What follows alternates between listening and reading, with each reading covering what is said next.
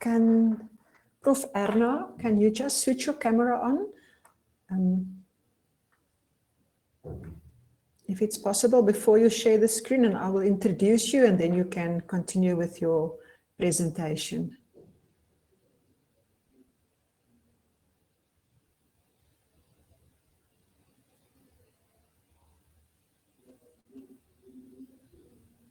Prof. Erna? Let's say.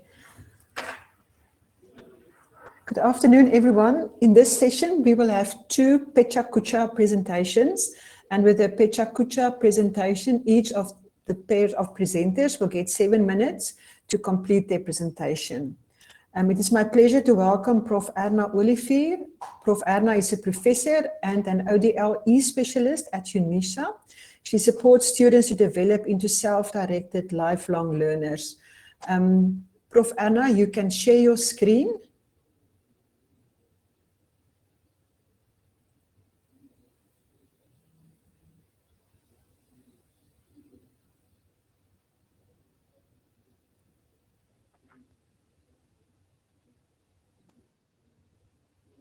Okay, so I'm going to start the counting now. You have 7 minutes for your presentation. Thank you. And you can hear me? Yes, we can. Okay. Thank you very much.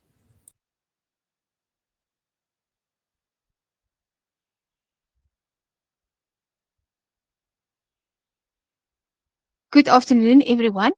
I'm Erna Oliver from the University of South Africa, and I want to introduce you to the triangle of effective higher education, which can be used in ODL environments to focus on student-centered teaching, interactive learning, and transformative assessment. So why do we need a new model? More than 50 years ago, futurist Alvin Tolvin quotes psychologist Herbert Kerjoy, who said that the new education must teach the individuals how to teach themselves. These gentlemen expected a global bewilderment. And turning to South Africa, bewilderment is applicable in education. On average, 12% of learners who start grade 1 gain access to higher education, while only 4% of them eventually graduate. The current dropout rate in South Africa universities are between 50 and 60%. In addition to this, the fourth industrial revolution and the fourth communication revolution, we are also experiencing the fourth education revolution, the fourth revolution in sociology, and also the fourth revolution in human self-understanding, while Japan has already implemented Society 5. So, where does this model fit in? The triangle of effective education fits into the intersection of the teaching, cognitive, and social spheres identified by the community of inquiry framework of Garrison, Anderson, and Archer.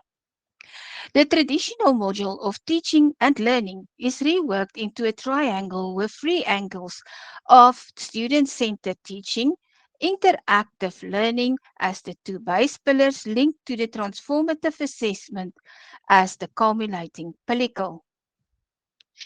The aim of the is transformative in nature. Students must be able to bridge the gaps between basic and higher education in such a way that they can proceed and complete their studies. And in addition, it is intended to change attitudes and behavior towards shaping students into future fit agents of positive change. While the outer triangle focuses on formal higher education, the inner triangle focuses on individual students, referring on to who they are, what they can think and what their learning skills are, and then how they implement their education into life and work. Back to the outer one. Some aspects of student-centered teaching, like radical openness and accessibility, are beyond educators' control, while providing students with choices supported by personalized scaffolding which will enhance life-wide and lifelong self-directed learning and agency, are now compulsory in teaching support. In the second pillar of interactive learning, the size and overlaps of the four basic components of time, space, activity, and media varies from person to person.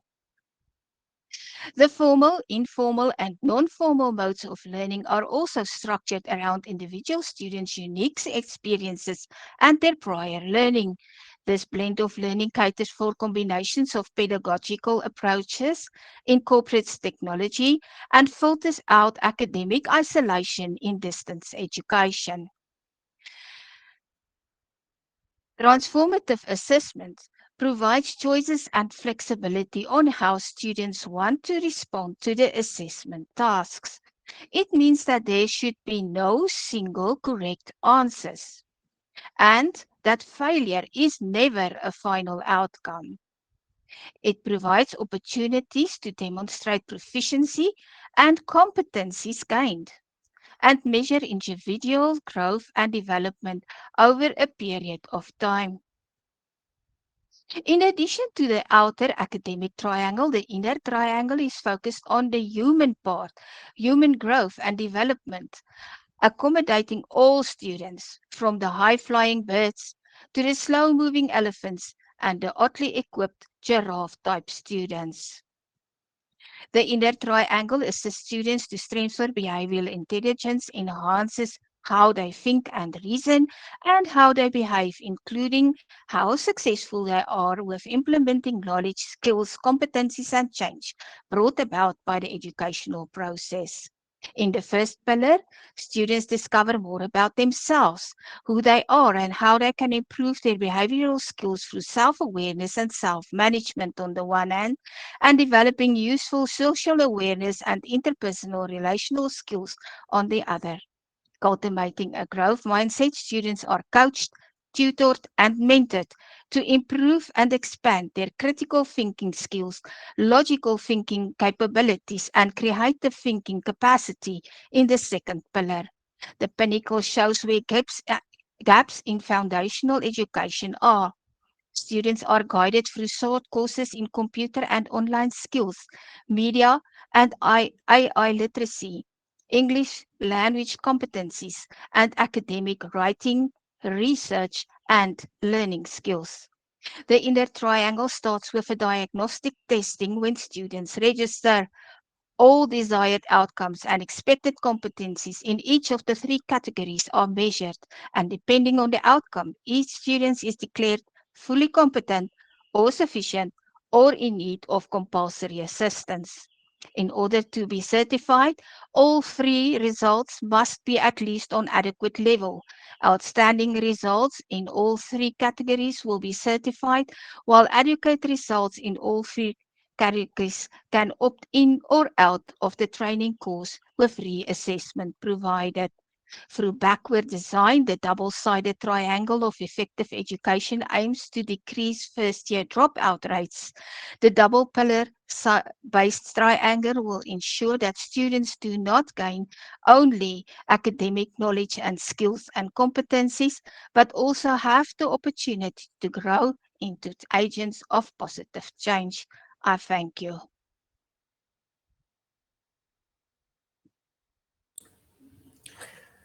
Thank you so much, Prof. Erna. Very insightful.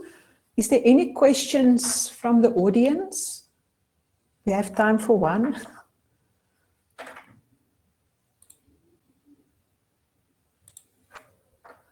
No questions? Now, question from my side is, I'm not sure how long you are busy with this work in this new framework. Are you seeing any results? Because you started with the whole idea of the dropout. Is there any positive results yet available? Yes, thank you, Dr. Van Wyk. Indeed, there is. I started in 2012, but implemented the first module into my teaching in 2014. And at that stage, I had a problem with a low passing rate, and the pass rate increase immediately. When the first module that we implement this was ended in Okay. You will see if you click on that. 2021, the pass rate at that stage was 100% in both semesters. So I Okay. think it is working. Thank you. Thank you so much. And any plans of other departments, modules also using that, or is it only in your program that you use that? Well, some of my colleagues already buy into it, and I am planning to make it available in a book soon so that everybody can use it.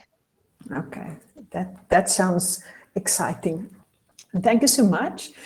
We are going to give the second group of Pecha Kucha travelers here a chance to present, and that is my pleasure to welcome Dr. Amanda Lee and Dr. Yolanda Morkel. Amanda is the head of academic success at Stadio Higher Education, while Yolanda Morkel is the head of instructional design and senior research academic at Stadio Higher Education. I'm going to give over to you, and then you ready? Then we can start the countdown. You can start, yeah.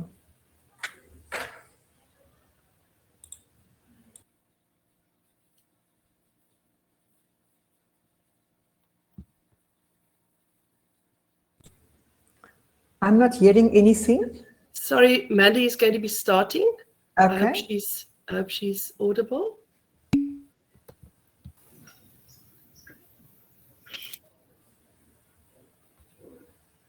Hello?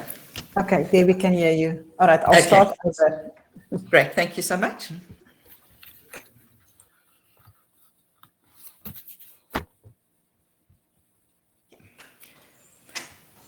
Good afternoon, I'm Amanda Lee, and together with my colleague Yolanda Morkel, I'm pleased to join you from Stadio Higher Education. We offer programs through blended contact learning on 5 campuses countrywide and via distance learning in diverse disciplines, including, for example, commerce, IT, architecture, fashion, policing, and education.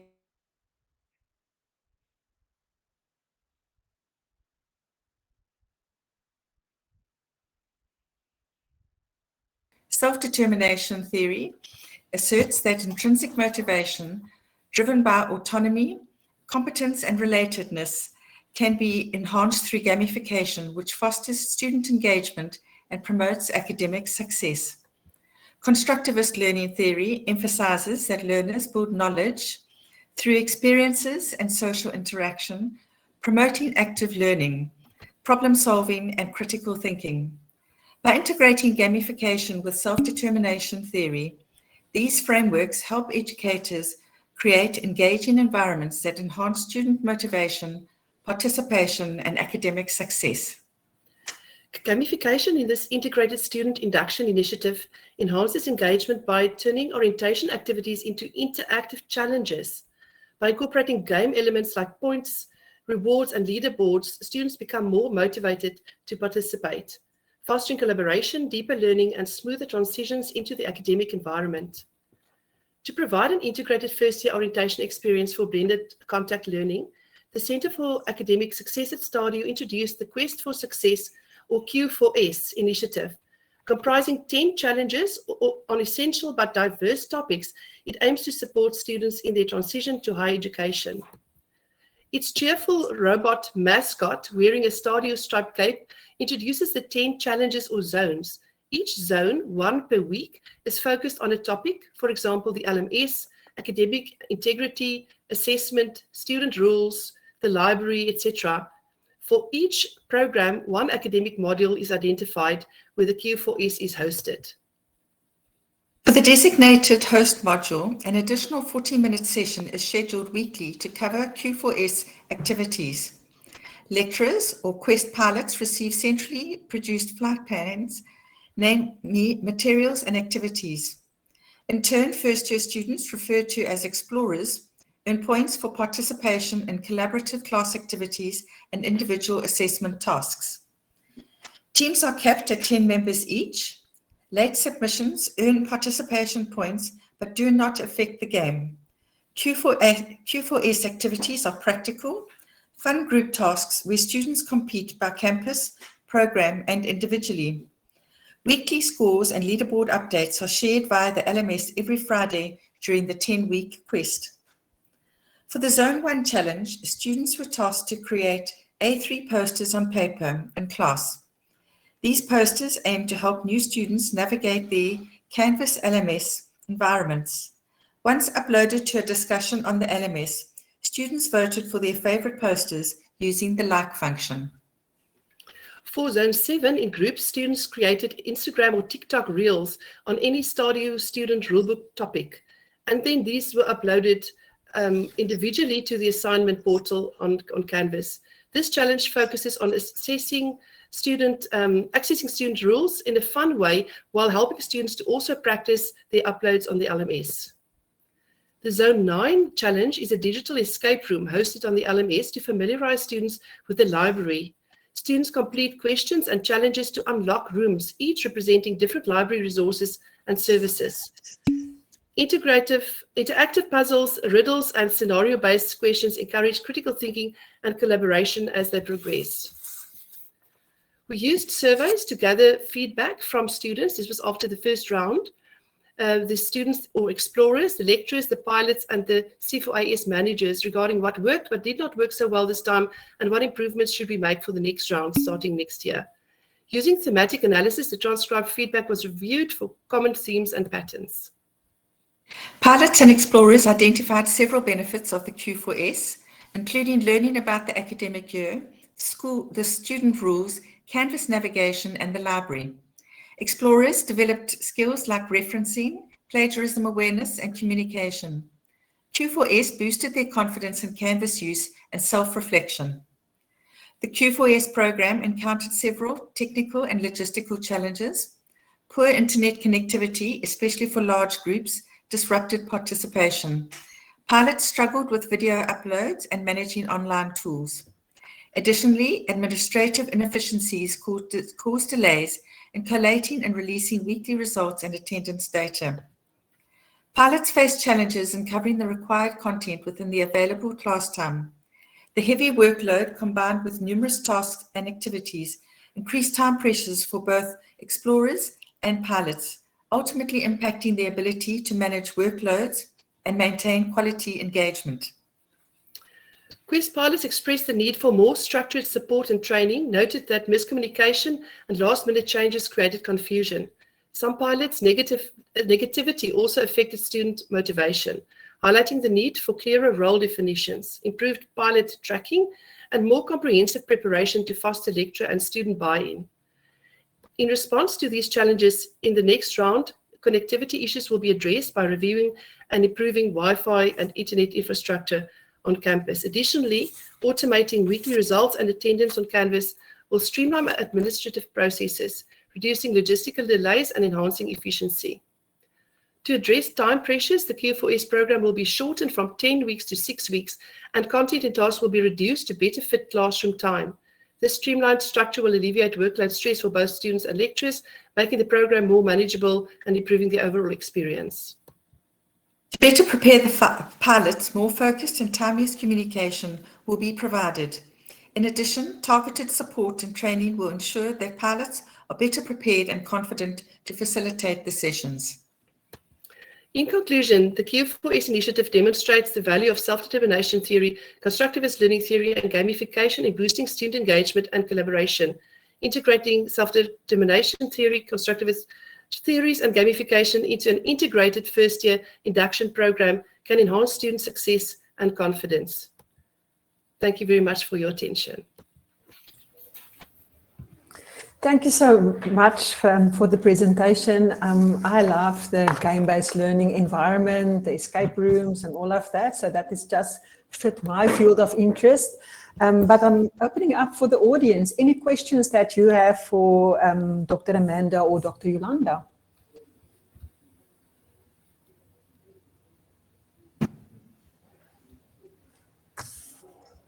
Any questions? If there are no questions, may I just, if there's a half a minute, make a comment. Okay. perhaps while people think. I think what we should also perhaps add is that this initiative was really rolled out in a minimum time. So the lessons that we learned were hard lessons, and overall very ambitious project. So going forward, ideally in a perfect world, one would pilot a small intervention and then test it and review it and adapt it, etc. But we rolled it out across all first-year modules, so that was quite ambitious. But in this next round, we're looking forward to ironing out some of the issues, mainly time and communication based, interestingly enough. Thank you for that. I was curious about, was it this principles or method of teaching rolled out to any more academic programs? Have you done that, or is it only on the first year experience? At this stage, only on the first year experience. Okay, yeah, thank you. Thank you so much. Thank you so much for everybody joining. We're running to the next room, so we have just made it in time. Remember to